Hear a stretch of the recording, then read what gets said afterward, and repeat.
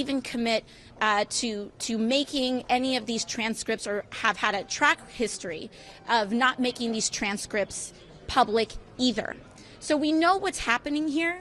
They have devised a story that they cannot substantiate with facts, and so they've decided that they want to invent their own take without evidence, and they want to ensure that that evidence remains behind closed doors and away from public view. We will not accept this. The American people deserve better, and we also deserve better than this enormous waste of time and resources. We have more priorities as a country. We need to lower the cost of health care. We need to tackle the housing crisis, and we need to do far more than worry about baseless investigations that are conducted more on podcasts than, frankly, on a grounding of evidence and congressional procedure. With that, I yield back to the ranking member. Thank you, Ms. Ocasio-Cortez. We'll go now to the Judiciary Committee. I'm not seeing Mr. Nadler here. I think the most senior person we have with us is Ms. Sheila Jackson-Lee from Texas. If you want to say a word, please. Thank you, Ranking Member and Vice Ranking Member. To my colleagues on oversight, I'm joined by members of the Judiciary Committee, of whom you will hear, particularly Congressman Ivey. Swalwell, I know, is on several committees. Let me use a few constitutional phrases that maybe you've not heard. Hogwash, and closing the barn door when all the farm animals have gotten out. This idea to create a case is an insult to the constitutional process, the very sacred process of impeachment of the President of the United States of America. This insult is one that goes to the American people who've entrusted us with upholding the truth. The truth is not being upheld here for several reasons. If Hunter Biden is an American citizen, then he should have the right, as has been evidenced by Chairman Comer, to choose a closed-door session or to be able to be in a public session. He has not been given that right. Their own constitutional scholars, where they held a hearing just a few months ago, indicated that they could not find a scintilla of evidence that would generate impeachment proceedings against the President of the United States, their own witnesses, and yet they have proceeded. Today's vote is an affirmation vote of one that has happened after they began an investigation of which they have seen nothing to draw a connection between Hunter Biden's actions and the President of the United States, Joe Biden. So we are here only because we have been hauled to come here. We've been hailed to come here. We're here because we respect the American people. We're here because we respect taxpayers' dollars. And we want to show that we are here to protect the integrity of the constitutional process. But as my chairman and ranking member has said, there is nothing here. There is nothing burger here. There is nothing for us to proceed on. And I would ask my friends on the Republican side of the aisle to not run their presidential 2024 campaign through the legitimacy of a impeachment proceeding, which is not legitimate. And as my friends have said, I too want to deal with student loan. I want to deal with the catastrophe that is happening in our communities where people are fighting to get off the streets, homelessness. I believe that we can fight for any number of issues that are confronting this country, both domestic and international, and not do this to a private citizen who has a right to choose where he wants to be, or to the President of the United States who is being accused of accusations that do not exist. Please be reminded, hogwash. And we're still looking for the animals that the barn door got closed on. Let's proceed to do what is right for the American people. And I'm here to do that with you, Chairman, as well as the Judiciary Committee is as well. Thank you, Representative Lee. I'd like to call on now Representative Shontel Brown from the Oversight Committee. Thank you, Ranking Member. Today was another exercise of unserious, unsubstantiated, unsubstantial, and unnecessary, and quite frankly, an illegitimate impeachment inquiry. After 5 years of a long investigation, 35,000 documents, 36 hours of testimony from the DOJ and the FBI, we are back here at square one, where the chairman was incredibly silent because he has already said too much to prove that this impeachment inquiry is lacking any evidence. After he made an presented an opportunity for Hunter Biden to choose the format in which he would like to deliver his testimony, he revoked that, because you would think if he had an opportunity to present him on the world stage, if they had so much evidence, he would be willing to do that. But clearly, there is no case here. There is no evidence. As Sheila Jackson Lee, Representative Jackson Lee stated, this is hogwash. This is a big nothing burger. It is a complete waste of time and resources. We should be spending our time addressing issues about the budget, how we're going to get resources to deal with crisis around the world. Yet we are spending time here dealing with a person who has never worked for the government to try to impeach his father, President Joe Biden. So if anything, President Joe Biden is guilty of loving his son, but they have no evidence of him doing any other wrongdoing. And with that, I yield back. Thank you very much. Calling now on Eric Swalwell from the Judiciary Committee. Thank you. Chairman Comer, who's just right over there, asked for Hunter Biden to come testify. Right. He said publicly or privately. Hunter said, well, let's do it publicly. Hunter's here. And so to Chairman Comer, I say, what are you afraid of hearing from? It sounds like the only reason you would want to do this privately is if you don't have the goods. And after doing 94 interviews in the Judiciary Committee, all privately, not a single interview, not a single subject has been brought publicly. And after doing 16 interviews with Oversight and the Weaponization Committee, only 2 of them have been made public. So this is just a fear to show us what you have. And by the way, this crew has never, ever accepted that Joe Biden is the president. That's the crime. The crime is that he won the 2020 election. They have tried, whether it's Speaker Johnson is the architect of trying to overturn the election, the former president is the hustle and the muscle that sent the mob to try and violently overturn the election. They've never accepted Joe Biden as the president. And so now, privately, they want to cherry pick, selectively pull out what they think the crime is here. And Hunter's here. He waved his hand today in front of the Capitol and said, you want to hear from me? Let's do it in front of the American people. They should take yes for an answer, or just stop wasting our time and focus on affordability, breathing room, financial freedom. That's what the American people want us to focus on, not the nonsense that you're seeing in these investigations that have produced zero. Thank you very much, Mr. Swalwell. Melanie Stansbury. Thank you, Mr. Ranking Member. I'm going to be joined by Mr. Dan Goldman, who also has a lot of experience on this issue. I mean, listen, folks, the American people need to understand that the circus has come to town.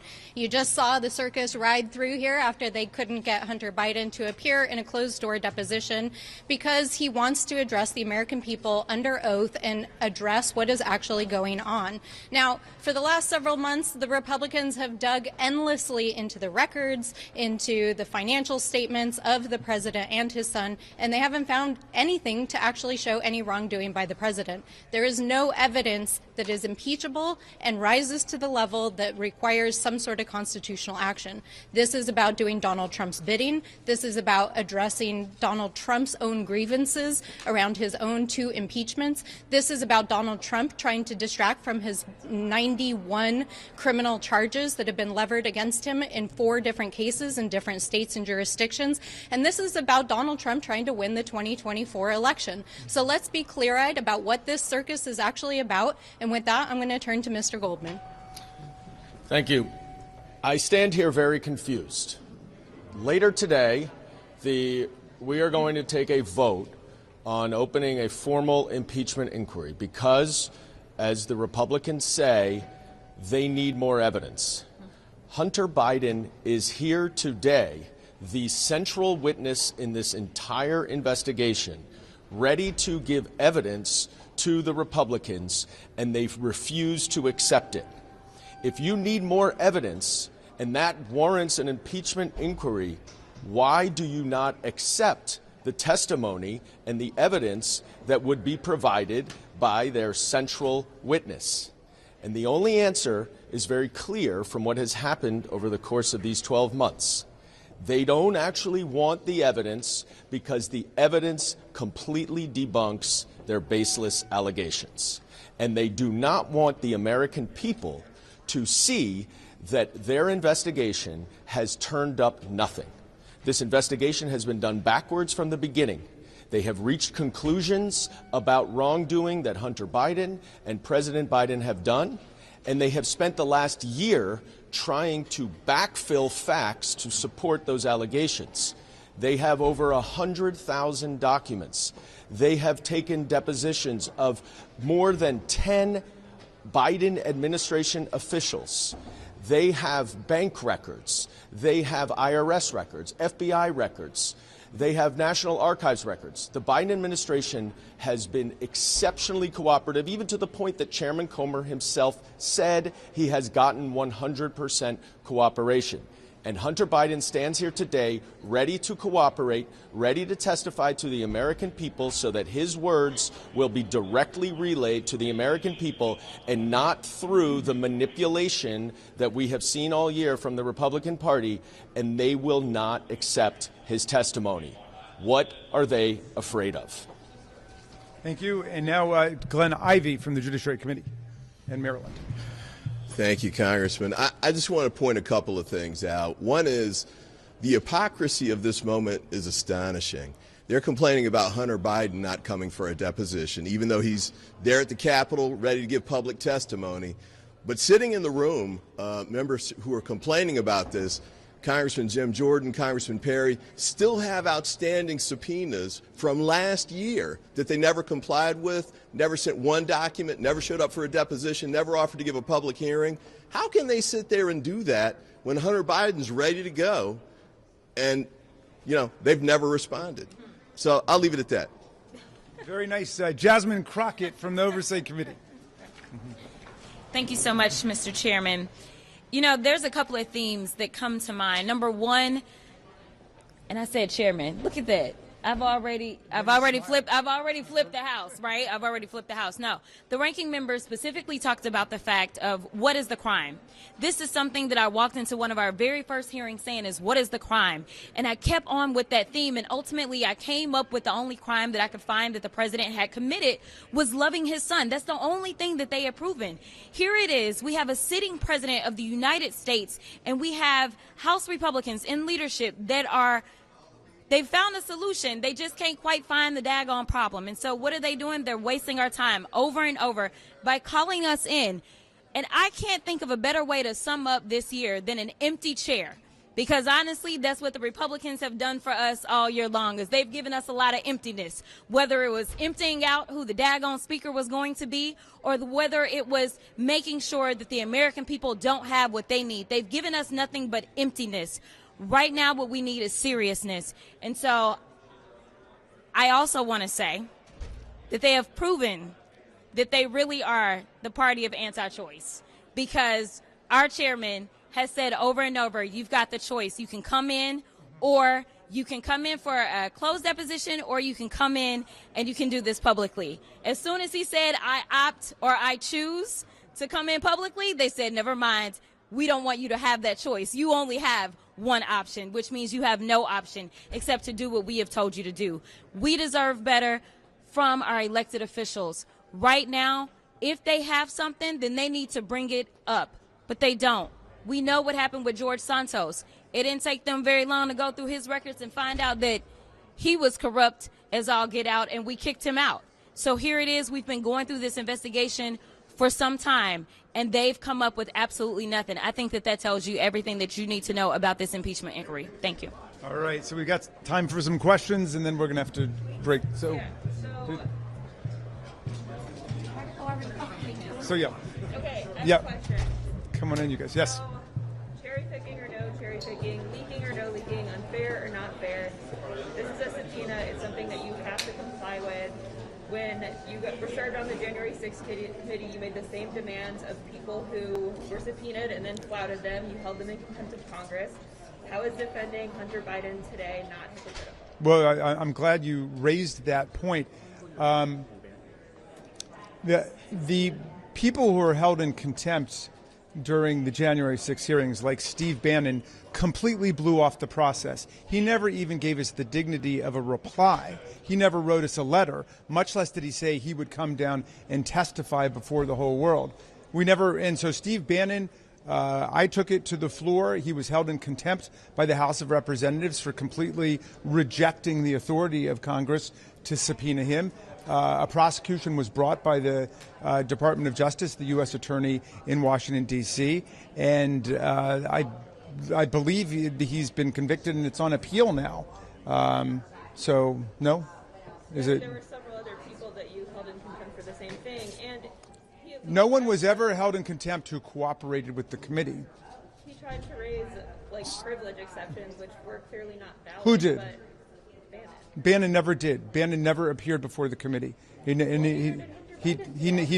never applied. Well, look, here's the point. The chairman of the committee issued an open invitation to Hunter Biden to come and testify. He said it repeatedly on TV, on Newsmax, on Fox. He can come in, he can testify before the committee, he can testify closed-door deposition. And Hunter Biden and his lawyer called his bluff and said, we're coming in and he's going to testify before the world. And then suddenly they wouldn't take yes for an answer. They changed their mind and they said no. So any format that they could have had behind the scenes in a closed-door deposition, they could have in public before the full committee. For example, the chairman has said, well, we don't want, Raskin and Goldman jumping up and making objections, or we don't want the 5-minute back and forth. They could establish any format they wanted. There have been, public hearings that committees have conducted where just lawyers of the committee ask questions. So they could establish any procedure they wanted, but they didn't want it to be in public. And that's the key thing everybody needs to understand. There have been 16 closed-door interviews with witnesses in the Oversight Committee. They have only released the transcripts for 2 of them, and I've been demanding and requesting all along this entire year to release those transcripts, and the chairman won't do it. Why? Because when you read the full transcript, you get the complete view of what the witness is saying, as opposed to the cherry-picked passages plucked out and then leaked to specific media on Fox News or Newsmax or whatever it might be. So, look, it's at this point between the chair and Hunter Biden and his lawyer to work this out. And he's got to work out his own problems, having promised too much or offered too much, and that's between them. But it's impeding their own investigation. Essentially, Chairman Comer is obstructing his own investigation at this point. Would you have taken that deal under the Jan 6 committee? But if someone demanded to testify publicly and not behind closed doors after a subpoena, would you have taken that deal? Well, you'd have to give me more specifics about particular things. I mean, if Donald Trump had said that, but of course, Donald Trump refused to testify at all. And why don't we stay with Trump for a second? Because this whole thing is about Donald Trump, of course. Donald Trump is the first president in U.S. history who's been twice impeached by the House of Representatives. Impeachment, I know best, is the one where I was the lead impeachment manager. He was impeached, and there was a 57-43 vote in the Senate to convict him for inciting an insurrection to overthrow the Constitution, the election, his own vice president, and the Congress of the United States. Okay? He was brought in for those purposes. That is a very specific crime, not only that the whole world could understand, but that we witnessed ourselves. What is the crime that Joe Biden is being accused of? They don't have it. They talk obsessively about Hunter Biden, who has his own special counsel who's been appointed to prosecute him. He's just been brought up on tax charges in California. And we say, let the criminal justice process work. Unlike the Republicans, we accept that the justice system could convict Democrats of crimes once you go through the process and they're given the presumption of innocence and due process. They don't believe Donald Trump could ever be guilty of anything, including things he's already been convicted of.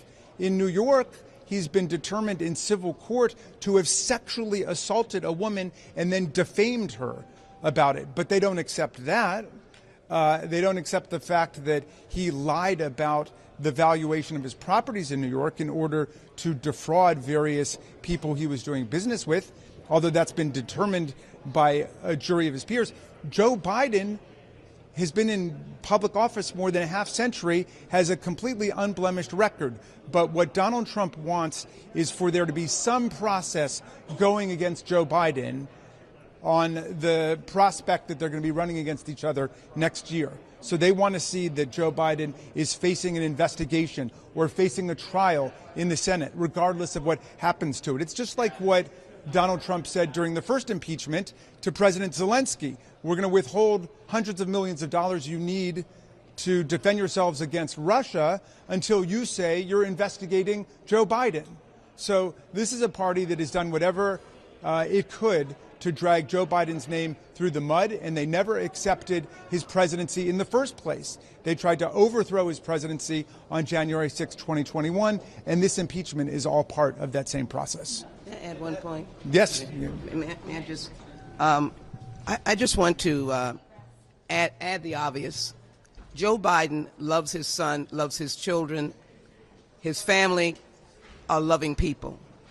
The distinction is that Hunter Biden is here on site. He is here at the House of Representatives. If at 11 o'clock, I assume, I can't predict whether they've left the premises or not, if a meeting was to be called, Hunter Biden would be here. He's here. His lawyer, who I'm well familiar with, many of us are, Abby Lowell, who's been involved in impeachment proceedings, well knows the constitutional premise, but also understands subpoenas. And they would be ready to be here in person. Number two, you are denying Hunter Biden with the privileges of citizenship or privileges of responding to a subpoena, of choosing public or private. He has chosen public. Who would put themselves before that if they did not want the openness, the transparency, the airing of every question that he would be asked? Who would want to do that? He loves his father. And thirdly, I want to reinforce our chairman's comments. This is to have a dueling battle in the 2024 election. I'm under 19 indictments of varying scandalous levels. I've been charged with trying to overthrow the United States of America government, stopping the legitimate counting and affirmation of a presidency in the 2020 election. Now let me have someone under impeachment proceedings, which again, I leave you. Read the constitutional scholars that they brought themselves. And they had testimony that indicated they could not find a scintilla of evidence that connected any actions of Hunter Biden to any actions of a president, the father of Mr. Biden, the president of the United States, that would warrant impeachment proceedings. Closing, they have already had this very fine committee inquiries now going on for a year or more. And the question is, has anything been found to now generate and continue potential impeachment proceedings, which would ultimately wind up in the Judiciary Committee? Thank you. Just one more point to add on to this and to also address some of the questions that were raised earlier. I think it's important to note here that the committee issued a subpoena and Hunter Biden is here in an attempt to comply with that subpoena. It is the committee that has rejected the terms that they themselves set out for compliance with that subpoena that is now preventing a public and due process from happening. So when folks try to raise things that may have happened with other investigations or January 6th, whatever that may be, witnesses that were called and subpoenaed during that time did not even make an attempt to comply with the subpoena. The chairman laid out himself the terms of what compliance looks like. He said compliance with the subpoena means that you can show up either in private or in public, whichever you choose. And when his own option was chosen, he decided to reject it at the last minute. Secondly, it's also important to note that not only is the committee not allowing Hunter Biden to testify publicly, but they have not called a single witness, a single first-hand witness to any of their allegations.